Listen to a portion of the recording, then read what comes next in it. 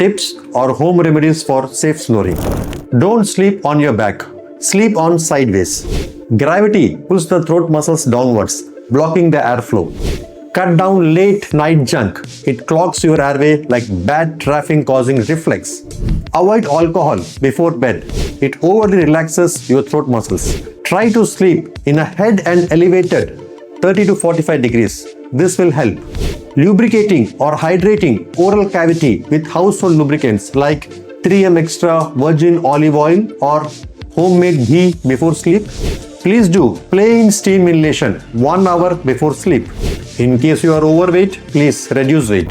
To get clarity on your specific issue, it's best to consult an ENT specialist.